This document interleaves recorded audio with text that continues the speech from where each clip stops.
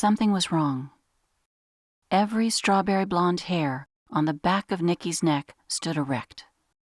She peered into the darkness. The young girl who called her earlier was nowhere in sight. A girl with an Hispanic accent. She told Niki she was about to be killed by Hector Gomez.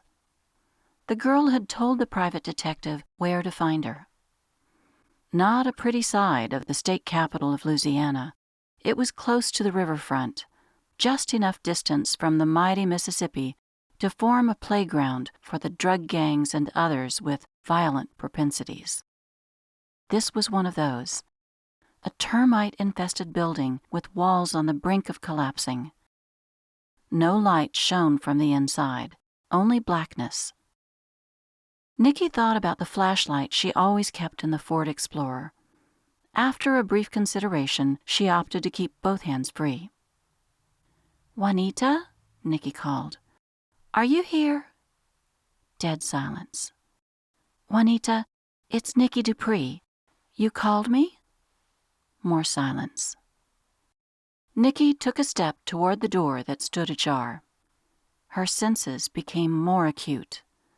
The detective's right hand rested on the butt of the Smith & Wesson .38 revolver. It was holstered in the small of her back. 2 more steps, and the long-legged detective stopped. She tried to pierce the blackness inside the building.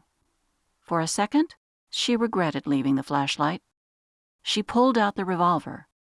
She waited. If it was a trap, Niki didn't want to spring it. In her experience, street thugs had little patience.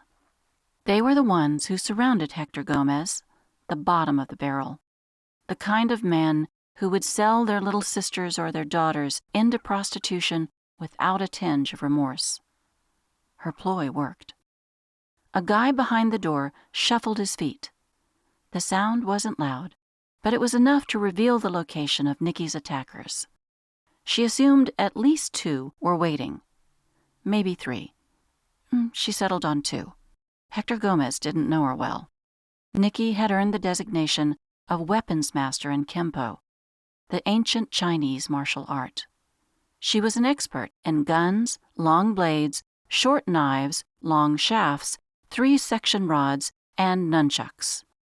She'd proven capable of disarming a fellow while utilizing any of these weapons. Taking a deep breath, she exploded into action.